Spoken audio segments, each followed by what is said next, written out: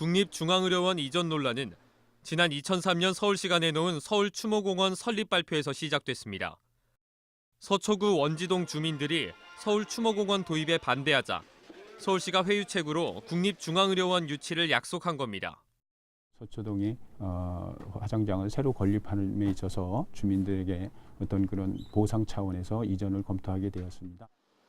서울시 관계자는 현재 중구에 있는 의료원이 서울 외곽에 있는 서초구 원지동으로 이전될 경우 헬기 이착륙이 가능하고 경부고속도로에 가까워져 국가재난 대비에 좋은 이점도 있다고 전했습니다. 하지만 지난 1월 중구와 종로구는 강북 지역 의료 공백의 발생과 취약계층이 받던 의료 서비스 하락을 이유로 이전을 강하게 반대했습니다.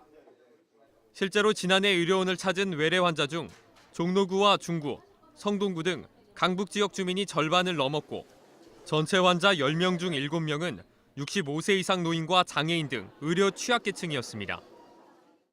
서울시와 보건복지부는 지역 의료 서비스 수준을 유지하기 위해 200명 이상이 입원 가능한 대체병원 설립을 약속하고 지난 4일 업무협약을 체결했습니다. 업무협약에 의하면 보건복지부가 초기 장비 구입비와 시설 투자비를 전액 지원하고 서울시가 운영을 맡게 됩니다. 대체병원을 설립한다는 대안에 중구는 지난 8일 반대 주장을 철회했습니다.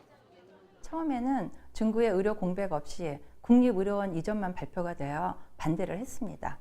그 이후 대안으로 대체 의료기관을 서울시에 요구하였고 200병상 규모의 병원 유치가 확정되어서 받아들이기로 했습니다.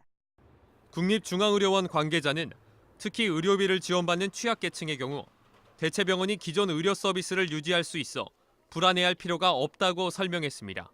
우리 환자분들 걱정도 많이 하시는데요. 이 결정된 200병상 규모와 외래 시설은 그 많은 전문가들과 이 지역 주민들이 같이 상의를 해서 저희 병원 다니시는 취약계층과 이 지역 주민들이 사용하기에 충분하다는 결론을 내렸기 때문에 결정한 것이니까 충분하다고 생각을 합니다.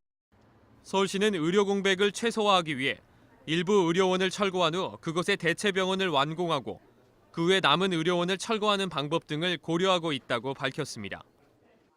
TBS 정지웅입니다.